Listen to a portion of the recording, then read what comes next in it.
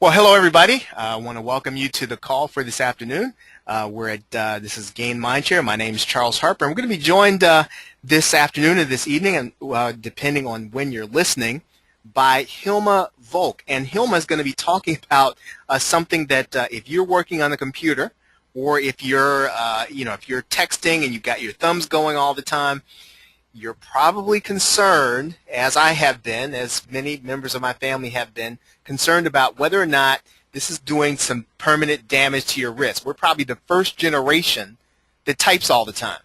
And a lot of us have our hands on a keyboard. We've got our hands on some kind of mobile device. And we're kind of doing this all the time, and we're in uncharted territory. So Hilma's got a site, and her business is called the Carpel Tunnel Master. We'll talk about that a little bit later. But I want to just kind of introduce Hilma to you. She and I have known each other for a little while, and she is going to really give you some insight on some things that you can start looking at, things that you can do, things that you can think about with respect to this whole phenomenon of your wrists.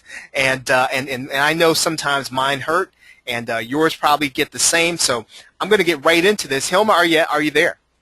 I am there. All I right. am here. Great. Good to have you on the call, Hilma. Well, thank Hilma, you, Charles. I want to. I know that you've got you've got some experience doing this. I want to talk a little bit about your background and how you got into this whole genre of carpal tunnel. So what's your background, Hilma? Okay. Back in 1990, I was 40 years old, and I started massage school. And the first day of class, and of course we take different courses in massage school. They're not just how to massage, but also anatomy and physiology and diseases Right. and all kinds of stuff. But the first day of practical massage, the instructor said, carpal tunnel syndrome is a hazard for massage therapists. And me being from the sticks, didn't even know what that was.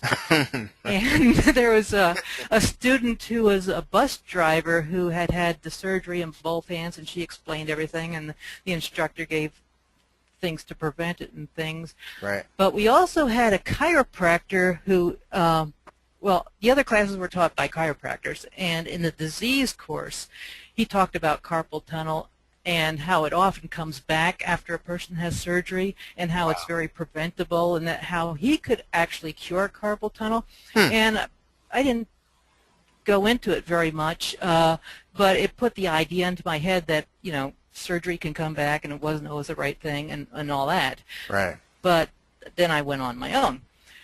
And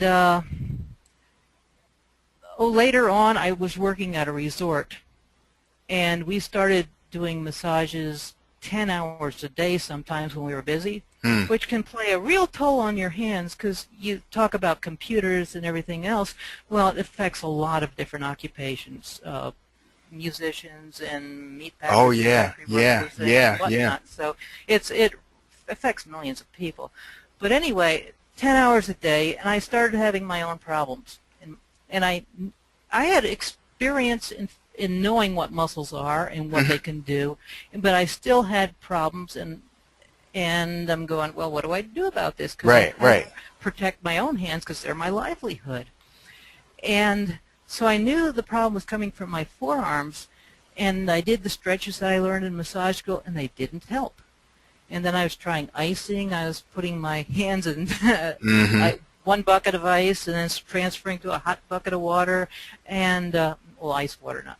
But anyway, I thought there's got to be a better way, because it's a good thing to do, but buckets of water are not the greatest. Basins of water are better, where you're not dipping your fingers in first, because the fingers get really cold really quick. Right, yeah. But anyway, it's alternating's a good thing to do, but I thought, gee, there's got to be a better way than this, and I was icing my hands. And so I'm researching everything I can, and there's not the right solution that I'm finding, because I want to do something I can do myself. Right, without anything invasive. And a funny article I read that I've never been able to find again was from a crewing, you know, these crewing boats. Oh, yeah. The rowboats, Row like in the boat Olympics, guys. yeah, where there might be, you know, 1 to 12 people in a line going stroke, stroke, stroke. And these people were getting numb hands on their rowing teams. And they found out by working with their thumbs on the tendons, just below your wrist, going towards your elbow, you see these pencil-like things? Yeah, yeah. Those are your tendons that go into your fingers. Anyway, they found by rubbing those with their thumbs, they could get a lot of relief. And I go, Wow. So I'm rubbing mine now. Yeah. But the problem is I didn't want to use my thumbs because my thumbs are overworked. Right. That's right. Right. So I started developing other techniques, and it's just not the forearm. I mean, the tendons, it's the forearm too, because the forearm muscles move those tendons that move your fingers. And so I was using techniques, modifying them, and I was bruising my forearm, but it was working, and I'm going, wow, this is great. But later on, I started having other problems with my hands. At the resort where I was working, we also did reflexology. Now, reflexology, you're working on the feet, and you might be working on them for 20 minutes, depending on the session, or up to 50 minutes. Right, right. And my hands would be up. When I was working down with my hands, no problem, but when I had them up, like shoulder height, within a few minutes, my hands would go numb. And so I worked more on my forearms, didn't help. Well, I was taking a class, continuing education class, an instructor just in passing and showing people how to work on the pectoralis minor muscle, which is up in the chest towards the armpit. Mm-hmm. He just happened to mention that tight pectoralis minor muscles could cause false carpal tunnel, and then he went on. And I'm going, aha. So I devised a technique to work on myself, on my pectoralis minor muscle, and instantly I didn't have that problem anymore. And I'm going, whoa. So you developed this, so you basically developed these techniques to work just on yourself for the most part. Right, to protect my livelihood. I would work on myself a minute here, a minute there. Because you're a massage therapist, so you have your hands have to work, right? Yeah. And I didn't trust anybody to work on my hands like I could, because I was at a resort. I was a better massage therapist than the other people were to begin with, But anyway, I was continuing to do research, picking up books and articles, because a lot of the things that I read were, on use of computers and how to use a computer correctly and whatnot. And I would go visiting businesses, in my daily routine, whatever, or see the people in the office, and they were just using horrible ergonomics on their hands. And I thought, well, maybe, I could teach a class to businesses on proper use of computers, because you can learn how to type, but they don't teach you how to type so you're protecting your hands. No, they don't. I don't know. They don't. Yeah, and they don't teach you how to play a musical instrument so you're protecting your hands. Not normally. They just teach you how to use a program, and you're on your own. So now, tell me this. So you talked about false carpal tunnel. Mm-hmm. Now, help me now. What is carpal tunnel? Because all of us have these images in our head. We kind of hear it, from here to there. What is carpal tunnel? Okay, the carpal tunnel is a location in your wrist, and it's a ditch made up of carpal bones or wrist bones. Carpal bones mean wrist bones, and across the top of that ditch is the transverse carpal ligament. It's got a couple other names like flexor retinaculum, but anyway, that strap across there is a pretty hard strap, and when they do surgery, they cut into that. They make an incision to make that strap looser. But inside that ditch, inside that carpal tunnel, there are 9 flexor tendons, and flexor tendons are the ones that move your fingers into a fist and also keep curling your wrist forward. Mm-hmm. So if you make a fist and keep curling your fist down, you're using all the flexor tendons. But there's 9 of them. And there's also the median nerve. And when that median nerve is pinched, you will feel numbness in the front of your thumb, the first finger, the second finger, and half of the ring finger, but never the little finger. I see. Okay. Wow. So, what happens? So what's the thing that causes it? Okay. That's what I want. And naturally, you know why I'm concerned about it. So what really causes it, Hilma? Okay, the main thing is repetitive use. And in a general rule, it takes a long time to build up to where there's a problem in your wrist. Mm-hmm. It can take years, of typing and whatnot. Right. Or you could smash into a tree, and I'm not talking about that. I'm talking about the repetitive use. And squeeze your forearm a couple inches from your elbow and Okay. move your fingers up and down. Okay. What do you feel? You feel muscles moving, right? Yeah. Yep. Okay. And if you look at the forearm close to the wrist at those pencil-like things, you'll see them move up and down when you Yeah. move your fingers. Yep. I see him. Well, okay. Well, the forearm muscles move your fingers when you're typing. It's not coming from muscles in the fingers. There are some muscles in the fingers Okay. that'll spread your fingers apart, and also there's a big muscle in the thumb that gets overused when people text or grip or whatnot. Right. And that's a different thing. But inside that pencil-like thing, the pencil-like thing is hollow. It's like a tube, like a bicycle cable. And most tendons are very short and close to the bone, but these are really long and skinny, and they connect all the way up to the fingers in some cases. Mm-hmm. Mm-hmm. So when you... Go ahead. Okay. Yeah. Now, so this is basically, this is a muscular thing that I'm doing to my hands that could possibly cause carpal tunnel. So when I go to the doctor, what's the doctor going to do? Well, let me back up here first. Okay, inside that hollow tube, it's like a bicycle cable. So when you're typing and your fingers are going back and forth, back and forth, back and forth, back and forth, Mm-hmm. the tendons are going back and forth, back and forth, back and forth inside that hollow tube. And there's fluid in that tube. But when you go really fast and type, that fluid goes away, and it causes chafing in there, which can cause swelling. Or a lot of people, when they're typing, they don't have their hand in a neutral position. By neutral position, I mean the back of your hand is in a straight line with the forearm. Uh-oh. They might have their wrist down or wrist up, maybe or the back of their hand up, or to the, angled to the side or whatever. But a straight line is what you want, and you don't want your wrist resting on anything. You want it floating above the keyboard, and most people don't do that. They rest it there, and then their tendons have to go around a corner.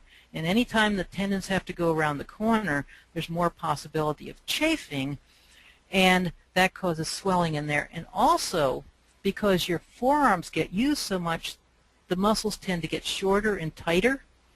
Okay. And that, when your muscles are shorter and tighter, and you're using the muscles that close your fist, not the ones that open them, so there's a muscle imbalance there, and that tends to pull the carpal tunnel forward.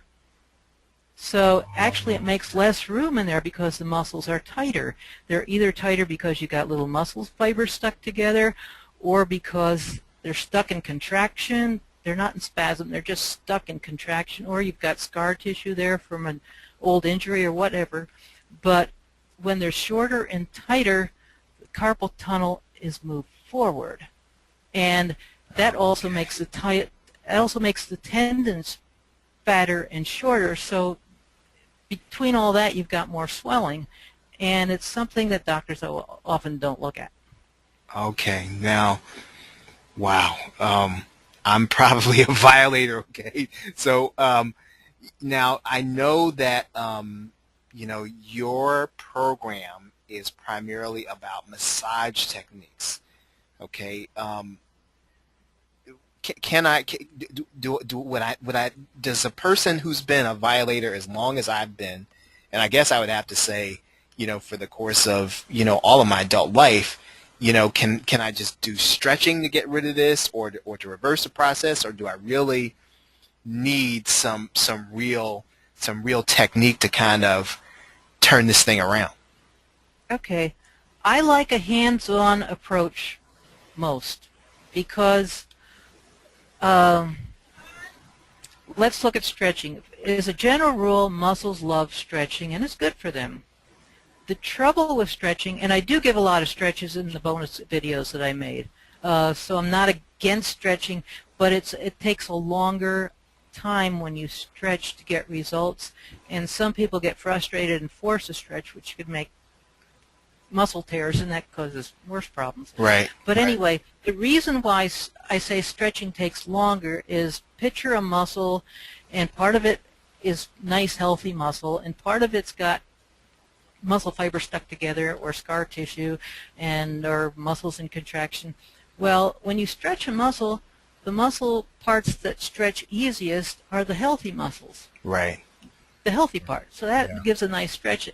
And it takes a lot more persistence to get to the unhealthy part of the muscle, or the part that's having problems, the part that's causing it to be tight.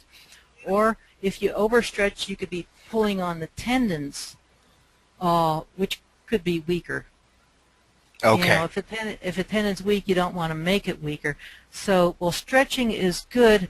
It's not good sometimes for a type A personality who goes, I'm going to stretch and stretch and stretch and make this work, and then they're ripping muscles, and it does happen. They call it like competitive yoga, where you want to make the same pose as the person on the in the the lotus position does, and I'm going to force it to do that. Well, Right. but anyway, if you're massaging, and I don't mean a namby-pamby massage. When people think of massage, I think of a slide and glide. Oh, that feels good. And I'm not talking about that, because that's pretty ineffective, except for relaxation.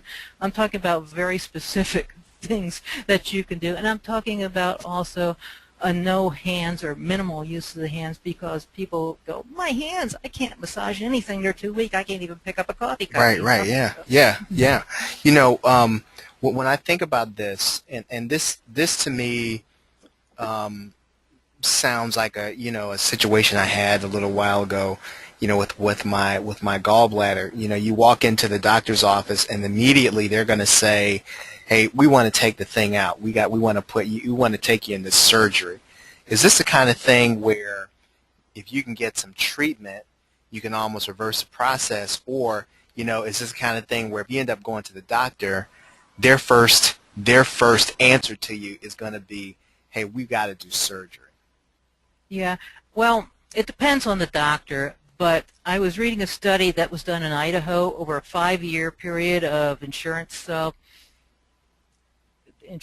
reports, that doctors who owned a financial interest in a surgical clinic were 59 to 129% likely to recommend carpal tunnel surgery as people who had no financial interest in a surgical clinic.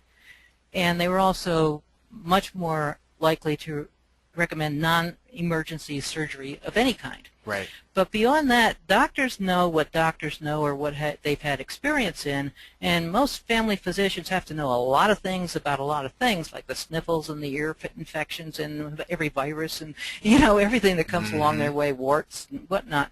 So unless they've had real experience with themselves, they're not going to look at any alternative techniques, because what they've learned is night splints, which can be helpful because if your hand is not in a neutral position, meaning your back of your hand and the forearm are not in alignment, and if you've got problems, if you flip your hand over, and crunch it down during your sleep, you have no control over that when you're sleeping, then the wrist splints can help at night. But they're not curing anything. They're just making you feel better so you can sleep. Right. Okay. Wow. Okay. And then drugs, they'll often push drugs. And one of the first books I read, and I can't even remember the name of the person, but it was about computers. And he said doctors in the know that drugs do not help carpal tunnel. Not only that, they make it worse in the long run, because it's going to make you feel good because they reduce the inflammation. But The reason they make them worse in the long run, has nothing to do with all the side effects that are potential of any drug, but the fact that your brain knows how to send healing properties into things, and you've got things in the white blood cells called macrophages, and they can scoot in and out of those tendon sheaths like nobody's business, but if they don't know there's a problem, they're not going to go there. And what the drugs do is they turn off your engine warning light that says, ding, ding, there's a problem. So these things, your immune system does not know there's a problem because the drugs are turning the engine warning light off. Right. Yeah. Yeah. So I'll just continue a little bit. All that gunk that can be in your tendons, they can go in there and clean that out. They can gobble it up, and if they can't gobble it up, they'll send reinforcements to surround it and take it out of there. They can even gobble up metal filings that are inside of you and take them out of you.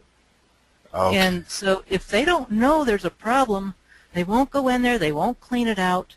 And so any doctor that recommends drugs is the wrong doctor, absolutely the wrong doctor, because they don't know that, because they haven't been taught that, and pharmaceutical companies aren't going to tell them that for sure. No, no, of course not.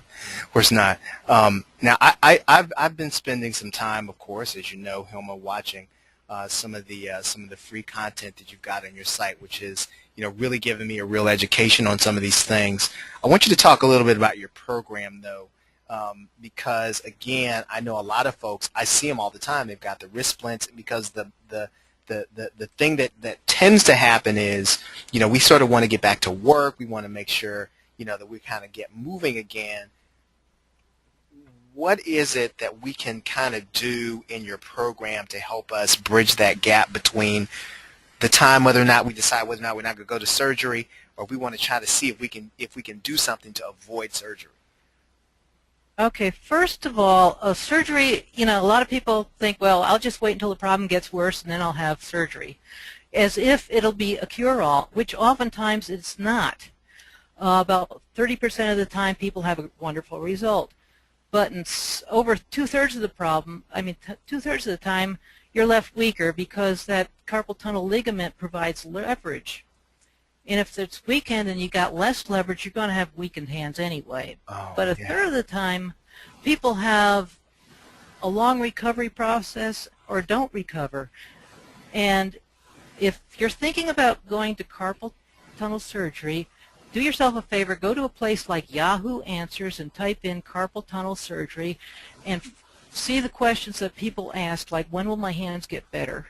Or don't look at the answers so much, because some of the answers are either lame or fake commercials or whatever, but look at the questions that people ask who've had carpal tunnel surgery and have had problems. Like I said, sometimes it works out beautifully, but other times, it's a disaster, or a semi-disaster where they were hoping to be totally free and feeling young again. Like I said, I had my own hand problems. My hands feel wonderful, but like I said, when I was working on my forearms and the problem was in my pectoralis minor muscle, well, if you work on the wrong place, it's not going to help the place that's right. So there's various places, and I tell people how to figure out where their problem is coming from.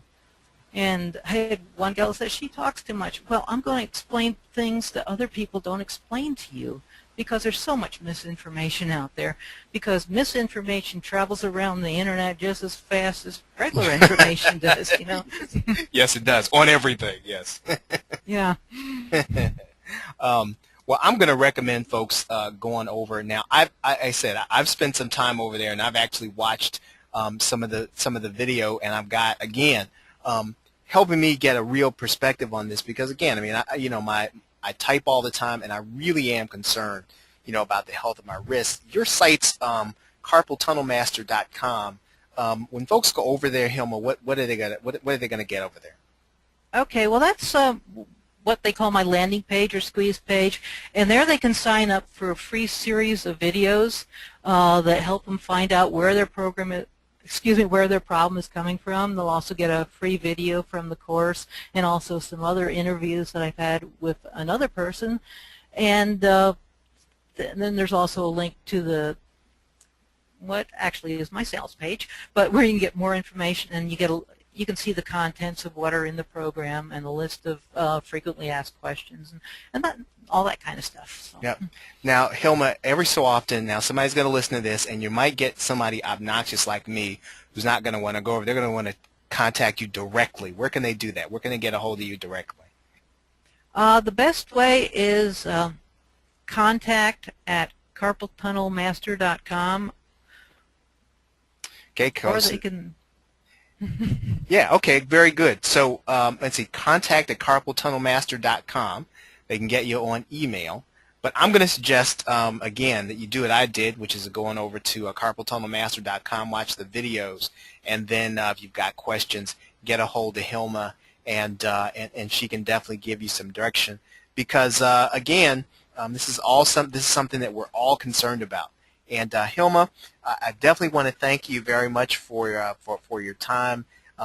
It's been a real education, and I'm going to do my best to keep my arms straight on my keyboard as opposed to bent. Maybe that's a good start for me. Okay, well, thank you very much, Charles. Well, and again, everybody, Hilma's website is carpeltunnelmaster.com. Of course, you can hear more of our interviews at gainmindshare.net. Hope to see you on the next time. Have a great day and a pleasant tomorrow. Take care.